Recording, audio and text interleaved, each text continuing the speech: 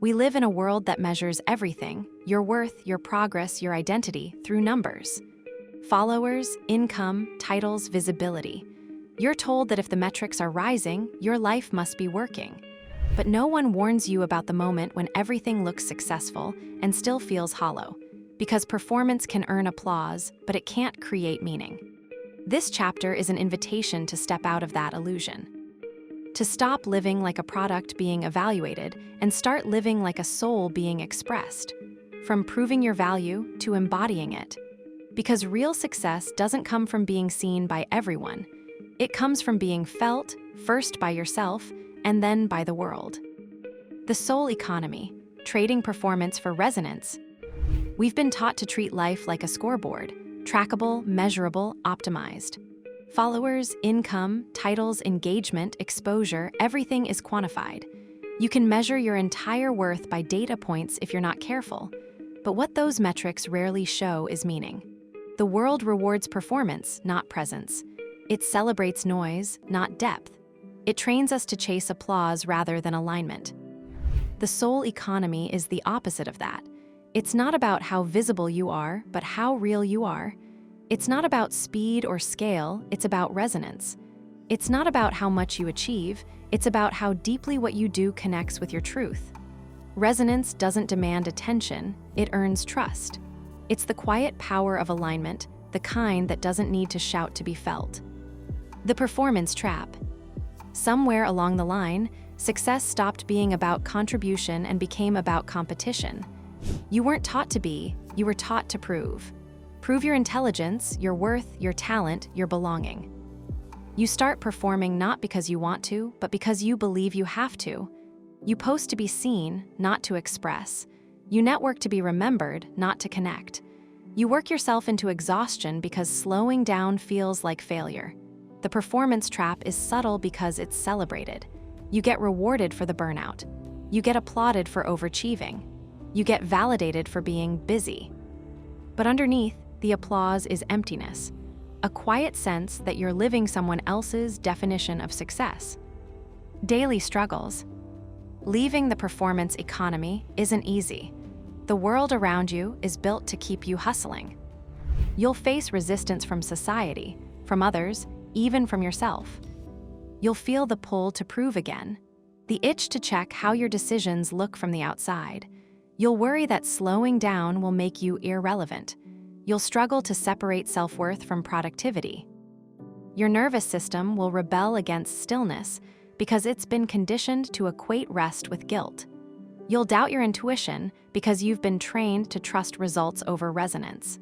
You'll feel the phantom pressure of expectations you never agreed to. You'll wonder if choosing peace means forfeiting progress. Redefining value. In the soul economy, value isn't measured by how much attention you command. It's measured by how much authenticity you embody. You start asking different questions. Does this work reflect me or just reward me? Do I feel alive in this environment, or am I performing competence? Does my schedule support my peace or sabotage it? Are my relationships reciprocal, or do they only thrive when I'm useful? Am I building something that lasts, or just something that looks good today? Can I grow in this environment, or am I being asked to shrink to fit? Are people here to expand each other, or just to compete? Do they carry a mindset of possibility, or one shaped by fear and problems? In the soul economy, worth is not earned, it's recognized. You stop working to prove your value and start creating from it. You stop chasing applause and start cultivating integrity. The emotional withdrawal from performance. When you stop performing, your ego goes through withdrawal. It craves feedback, applause, and proof. The silence after stepping away from validation feels unbearable at first. But that silence is sacred. It's a detox. It's your system recalibrating. It's the moment your nervous system starts remembering what peace feels like. It's the discomfort of shedding borrowed identities. The resonance is quiet, it keeps it. One fades when the trend shifts, the other deepens with time. Resonance happens when what you do aligns with who you are. It's when your work, your words, your energy carry integrity. You don't need to chase opportunities, They start finding you because what's real always attracts recognition, even if it takes longer.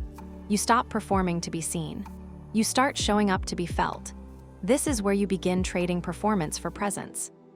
Strategies for improvement. Moving from performance to resonance requires conscious design. It's not about quitting everything and meditating on a mountain. It's about reshaping your systems so your inner world and outer life finally match. It's about building a life that doesn't just look good, but feels true. 1. Audit your energy investments. Track where your time, energy, and attention go. Do these investments bring you peace or depletion? Do they align with your values or feed your ego? Ask yourself daily, is this energizing or draining? Is this building alignment or maintaining image? Anything that only feeds the latter deserves reconsideration. 2. Redesign your success metrics. Replace external validation with internal fulfillment. Define 3 non-negotiables that mark a successful day for you. For example, I moved closer to what feels true. I honored my body's rhythm. I spoke from conviction, not convenience. When you measure success by integrity, every day becomes a chance to win quietly. You stop chasing applause and start cultivating alignment. 3. Detox from urgency. The performance economy thrives on rush. The soul economy runs on rhythm. Slow down, build margin into your schedule. Sit with decisions before acting. 4. Protect the creative core. Your creativity, intuition, and clarity live in stillness. Guard it. Turn off constant stimulation. Make space for deep work and reflection. This was one of the most suppressed parts of me. Creativity unsettles people. It doesn't follow rules, and that makes it hard to manage. They ask you to mute it, often without knowing they're doing it. And it starts early, long before the workplace. It begins in the classroom. 5. Build resonant relationships. Surround yourself with people who nourish your essence, not your ego. The right circle doesn't require performance. They celebrate your evolution, not your convenience. 6. Practice soul-level decision. Making when faced with choices, ask, does this feel expensive or expansive? If it costs your peace, it's too expensive, no matter the reward. If it expands your growth, presence, and truth, it's an investment. Where in your life are you still performing, instead of truly being yourself? Drop it in the comments. Your reflection might help someone else break free from the pressure to prove, reconnect with their truth, and start choosing a life that feels real, not just one that looks right. The discomfort of slowing down. Transitioning from performance to resonance feels unnatural at first. You'll notice how uncomfortable quiet is. You'll crave the dopamine hit of being seen. You'll worry that your worth is fading because no one's watching. You'll feel the phantom pressure of expectations you never agreed to. The currency of resonance. When you live in the soul economy, your new currency is resonance. It's not about quantity, it's about quality. Resonance can't be forced. It can't be hacked. It happens naturally when you align your actions with your essence. It's the quiet click when something fits, not because it's profitable, but because it's right. The myth of falling behind. One of the greatest fears in the performance economy is being left behind. You see others posting milestones, achievements, and launches, and you panic. You forget that what you see is a highlight, not the truth. You compare your behind the scenes to someone else's curated front stage. The wealth of simplicity. Simplicity becomes a strategy, not a sacrifice. You're no longer seduced by more. You're anchored in enough. You stop chasing what looks good and start honoring what feels true. True abundance isn't about possession, it's about presence. It's about waking up and realizing that you already have what matters most: peace, purpose, and connection. Legacy through presence. Legacy isn't built through fame, it's built through impact that lingers quietly. When people remember how your presence made them feel, not what you achieved, you've entered the soul economy. Presence changes rooms, it grounds others, it reminds them what real feels like. You stop chasing applause and start cultivating alignment. You stop counting followers and start building foundations. Because in the end, the richest life isn't the one that looks successful.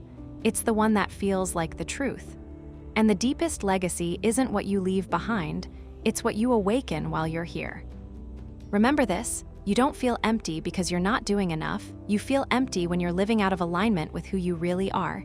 You don't need to perform harder or prove more to be worthy.